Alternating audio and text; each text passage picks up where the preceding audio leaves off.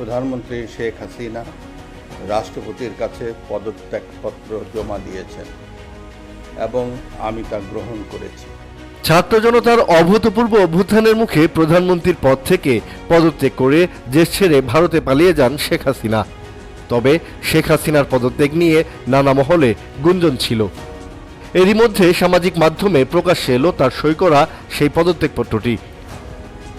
President বরাবর 5ই August এই পদত্যাগপত্রটি জমা দেন শেখ হাসিনা।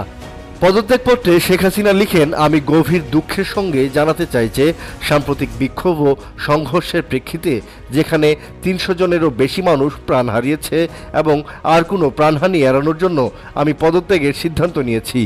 আমি বাংলাদেশের প্রধানমন্ত্রী পদ থেকে পদত্যাগ করছি। তিনি আরও লেখেন, এই ঘটনাগুলোতে আমি সম্পূর্ণ দায়িত্ব স্বীকার করছি এবং এ দেশের জনগণের নিরাপত্তা ও কল্যাণের প্রতি আমার অঙ্গীকার সবসময় অটুট থাকবে।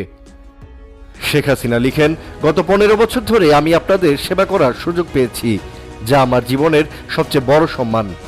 তবে সাম্প্রতিক ঘটনাবলী প্রমাণ করেছে যে এই মুহূর্তে দেশকে এগিয়ে নিতে অন্য নেতৃত্বের প্রয়োজন।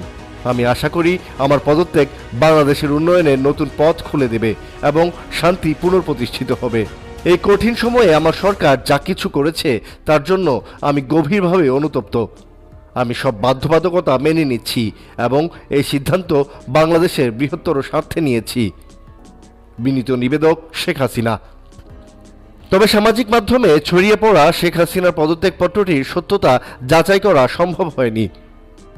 গত 5 আগস্ট দুপুরে সামরিক বাহিনীর একটি হেলিকপ্টারে চড়ে বোন রেহানাকে নিয়ে ভারতে চলে যান শেখ হাসিনা, আর সেখানেই বর্তমানে তিনি অবস্থান করছেন। সম্প্রতি একটি ফাঁস হওয়া ফোনালাপে তাকে বলতে শোনা যায় তিনি পদত্যাগ করেননি, তিনি এখনও বাংলাদেশের নির্বাচিত প্রধানমন্ত্রী।